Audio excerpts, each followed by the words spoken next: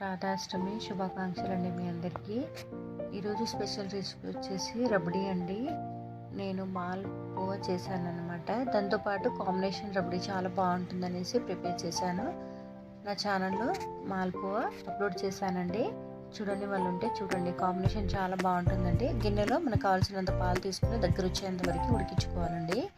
అందులో షుగర్, సన్నగా కట్ చేసిన డ్రై ఫ్రూట్స్, కుంకుమ పువ్వు వేసుకుని ఈ విధంగా రబడీ దగ్గర వచ్చేంత వరకు ఉడికించుకుంటే మనకి ఎంతో టేస్ట్గా రబడీ అనేది ప్రిపేర్ అయిపోయిందండి. మాల్పువాతో కాంబినేషన్ చాలా బాగుంటుందండి. ఎప్పుడైనా ట్రై చేయని వాళ్ళు ఉంటే ట్రై చేయండి. టేస్ట్ చాలా రాధాష్టమి శుభాకాంక్షలండి మీ అందరికీ.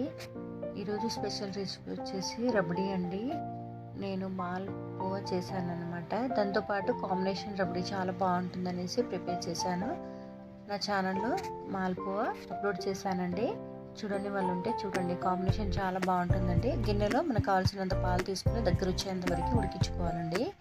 అందులో షుగర్, సన్నగా కట్ చేసిన డ్రై ఫ్రూట్స్, కుంకుమ పువ్వు వేసుకుని ఈ విధంగా రబడీ దగ్గర వచ్చేంత వరకు ఉడికించుకుంటే మనకి ఎంతో టేస్ట్గా రబడీ అనేది ప్రిపేర్ అయిపోయిందండి. మాల్పువాతో కాంబినేషన్ చాలా బాగుంటుందండి. ఎప్పుడైనా ట్రై చేయని వాళ్ళు ఉంటే ట్రై చేయండి. టేస్ట్ చాలా